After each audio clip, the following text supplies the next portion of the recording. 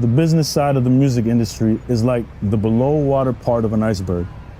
We can see the top side, the performances and all else that is visible, but few get to see what's below the waterline. Yet, the business side is what keeps everything else afloat. Without a strong, effective business model, few artists can achieve or sustain success. These are words written by the one and only Lady Montano from her book, King of Soca. And to the left of me, I have that gentleman here, the King of Soca, the one and only Machel Montano. Enough respect. I also have his manager, and my brother, who I've known for almost 20 years now at this point, 20 years. Nice, yeah. Che Kothari. Now, the reason why I wanted to start with that is because I don't think there's anybody that I could talk to in the business of music that has the world of experience that you do. You've been doing this for 43 years. Yeah. I was talking to Che and I'm like, where do we even start with this conversation? Because there's a lot here. But what I think I have to start with is with those words of Lady Montano, who is your mother, right? What was it like to be managed by your mom and your father, Monty, your mother for almost 30 years? Yeah. What is that like to have that kind of family making sure that you were protected? Because it's very rare.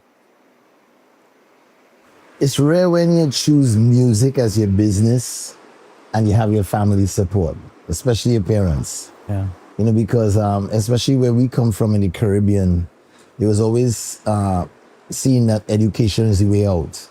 You know, especially when you're born in poverty or you're born, you know, lower middle class like us, and you're trying to become something, education is always the way out. So to have your parents support you is rare. It's a blessing. It was a blessing for me, definitely. But just to go back to the words that you read from the book, you know, about seeing that little tip of the iceberg and not seeing the rest below the waterline. For me, that really reads as saying people feel music is fun. Right. People think, you know, singing music and performing on stages and becoming famous is fun. And they see the creative part of it. And they all have the enthusiasm to go there and make songs and dress up nice. But they fail sometimes to understand that there is a business that needs to be the foundation.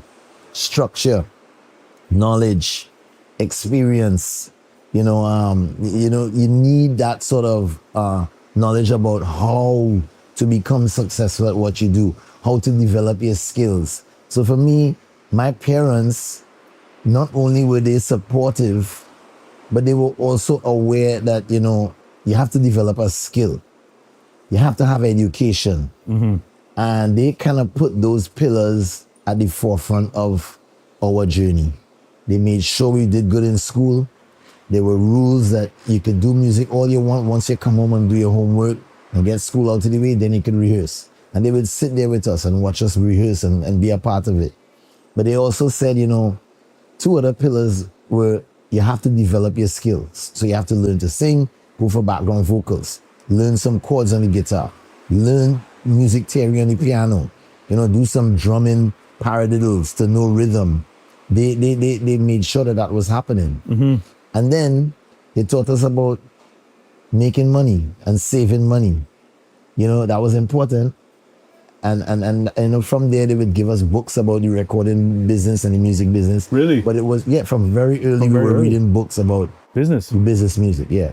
I think one of the things that you always talk about, Monty saying, is about the clock in, clock out. Well, that was, I mean, this is the Later? beginning, Okay, but later on, when I decided I wanted to drop out of school, Yeah. my mom was crying. Right. Because she was like, no, you have to have an education. But I was sure that I didn't need backup because I was taking it very seriously. And they were teachers as well, too. But they were school teachers. Yeah. But he said to me the most significant thing. He said, know that if you're going to be that, you're not going to clock your card at 8 or 9 and clock out at 5 or 4. Mm-hmm. You're going to be going, you'll decide your hours. What you put in is what you'll get out. So, you know, from a very early age, I'm saying they had the support, which was rare, but they also had the understanding that the tip of the iceberg might be the fun and the joy and the laughter and the fame, but there needs to be a lot of foundation set in terms of knowledge, discipline, and of course, dedication.